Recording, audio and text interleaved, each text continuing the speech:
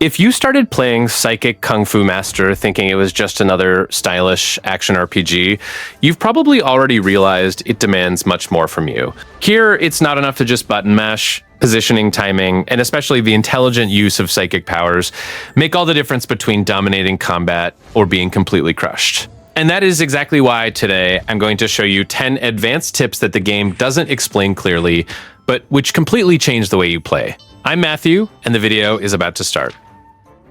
One of the things that caught my attention the most in Psychic Kung Fu Master is how the game gives you freedom to evolve, but at the same time punishes those who evolve on autopilot.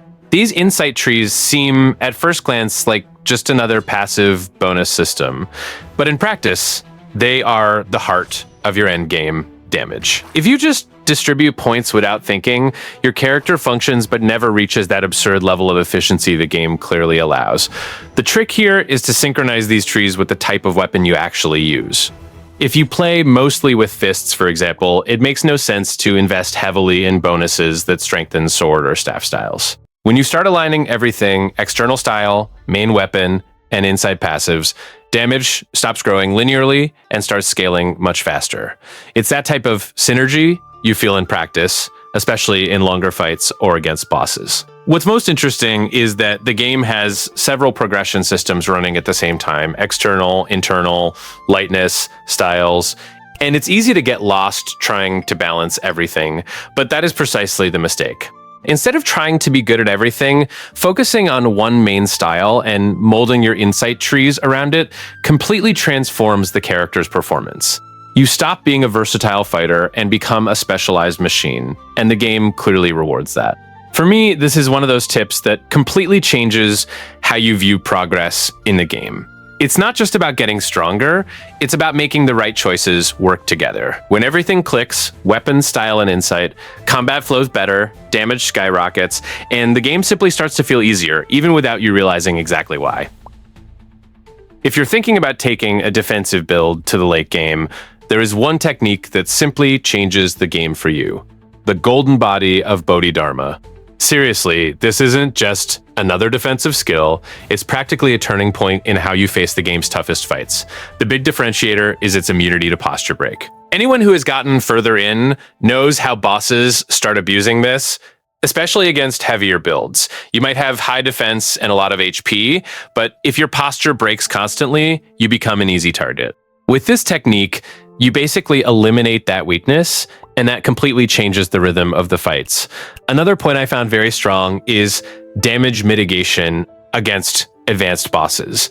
It feels like the game starts punishing you for getting too strong in the early and mid game by throwing in enemies that counter exactly that standard aggressive or even defensive style. The golden body of Bodhidharma functions almost as a direct response to this, letting you remain much more stable in long fights.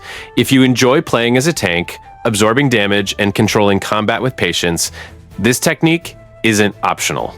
In fact, the game itself reinforces this with achievements tied to it, which already shows the weight it carries in the system. For me, it was one of those skills that, after you unlock it, makes it feel like you've finally entered the true late game. If there's one thing I underestimated in Psychic Kung Fu Master, it's the fishing system, and that's a huge mistake. It seems like that's side content you ignore at the start, but when you discover the golden crab, everything changes. This item isn't just rare, it's directly linked to permanent spiritual energy buffs, which, in the long run, make an absurd difference in your build. The golden crab appears in higher level coastal areas, so it's not something you'll get right at the start. And that's where the catch is. It's very worth it to take a break from traditional progression just to focus on this.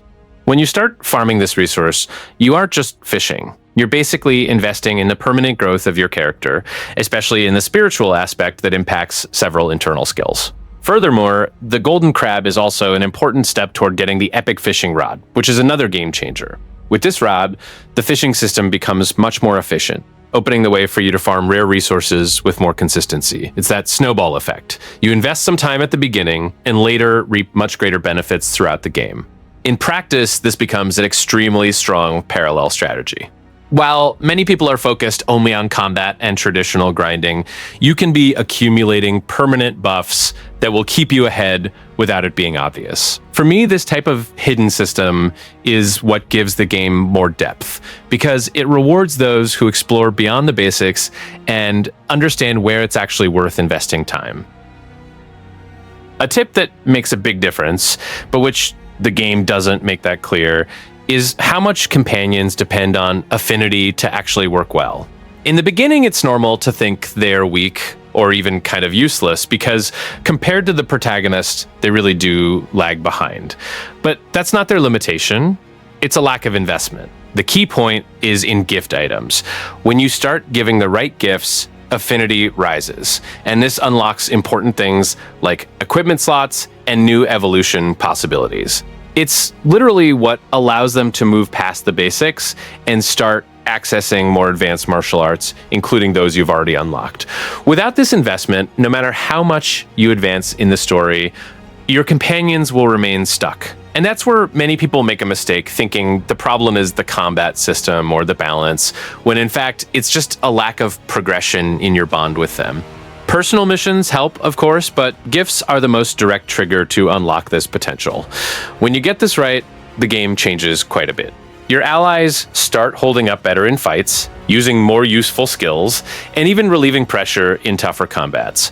For me, this was the moment when companions stopped being just support and became an essential part of the strategy. This is, without exaggeration, one of the most important lessons, and the game doesn't make it that clear at the start. The so-called cultivation triad seems like just a division of systems, but in practice, it completely defines your efficiency in combat. It's no use having a high level if you've neglected one of these branches, because the game punishes this heavily as you advance. Internal arts, Neigong, are what support everything behind the scenes. That's where chi, regeneration, buffs, and resistance in longer fights come in. If you ignore this, you might deal damage, but you won't be able to handle the pace of more demanding combats. External arts, Weigong, are the direct impact, what actually takes down the enemy. But focusing only on that creates that glass cannon character. Hits hard, but doesn't sustain the fight. And then comes light work, Qinggong, which many people underestimate at the start. Mobility and turn initiative in this game aren't a luxury. They are a real tactical advantage. Acting first, repositioning on the board, or avoiding attacks can completely decide a fight, especially against advanced masters who punish any positioning error. Ignoring this is basically accepting to always fight at a disadvantage. The secret is in the balance. It's not about dividing everything equally in a blind way, but ensuring that none of these areas falls behind. When all three start to evolve together, the game changes rhythm. You hit hard, stay in the fight, and control the flow of combat. Against common enemies, maybe this doesn't even seem necessary, but in the mid and late game, this harmony stops being an option and becomes an obligation. This is one of those decisions that seems like just another quest among many, but in practice, it completely changes the course of your campaign. Rescuing the beggar clan leader isn't just about helping a faction, it's about opening access to one of the most useful systems in the entire game. If you ignore this or leave it for later, you end up playing without an advantage that makes a big difference in the mid-game. The beggar clan functions almost like a living network of information. After you complete this quest line, the map starts to breathe differently. You start to have access to rumors, important locations, and opportunities that simply don't appear in the same way before. And in a game full of interconnected systems like this one, information is real power. Furthermore, the trade routes that are unlocked aren't just any economic bonus. They help directly in the evolution of your organization, facilitating access to resources, items, and even certain progressions that would normally be slower or limited. It's that type of advantage that accumulates bit by bit, but when you realize it, you're already far ahead. For me, the biggest mistake here is treating this quest as secondary. It may even look optional on paper, but in practice, it's almost essential if you want to optimize your progression. The sooner you unlock these advantages, the more time you have to enjoy everything the Beggar Clan offers, and this impacts the rest of the entire game. This game doesn't have just one progression system, it has several running at the same time. And if you try to play focusing only on one, like main level or just one weapon style, sooner or later you will hit a wall. This was exactly what happened to me in the first few advanced hours. The game basically forces you to evolve in layers, main levels, secondary levels, combat styles, internal and external techniques, qigong, insight trees, all of this counts. When you ignore part of this, your character becomes incomplete and the stronger enemies start to exploit exactly these flaws. It's no use having high damage if your mobility or internal resistance are lagging behind. What solved it for me was stopping to think of progression as a straight line and starting to treat it as an integrated system. Taking advantage of the martial practice grind was essential, because there you can raise several of these areas at the same time without feeling like you're wasting time. Instead of farming just one thing, you optimize your general growth. After you balance this, the game flows much better. Those checkpoints that felt unfair start to make sense because your character is finally prepared in a complete way. For me, this was a turning point. Understanding that it's not about evolving more, but evolving better. This is one of those mechanics that many people ignore, thinking it's just flavor, but in Psychic Kung Fu Master, it has a direct impact on your performance. Affinity with companions isn't just about story or extra dialogue, it's literally a way to strengthen your team. If you treat your allies as common NPCs, you lose huge growth potential. The game even gives you several ways to evolve characters with items and manuals, but nothing replaces the gain that comes from the relationship with them. Whenever the chat option appears, it's worth stopping and interacting. These moments seem simple, but they accumulate affinity, and this unlocks improvements that are much more relevant than they seem at first glance, both in health and in combat power. And what's most interesting is how each character evolves differently. Sparrow, for example, has slower growth precisely because she is younger, so she requires more patience. Sound, on the other hand, has a very unique progress, where even playing chess with her is part of her development. This makes the system more organic and makes you pay attention to each companion instead of treating everyone the same. At the end of the day, investing in affinity is almost like building a real team, not just assembling a group by stats. When these characters start to evolve along with you, the impact in battles is quite clear. They become more resilient, more efficient, and above all, more reliable in the game's difficult moments.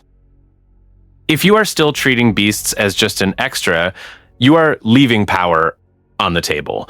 I also started like that, using them more for aesthetics or curiosity, but when you understand their potential, especially as a frontline, the game practically changes its rhythm. The main point is to really invest in them, especially in feeding them with high-tier resources.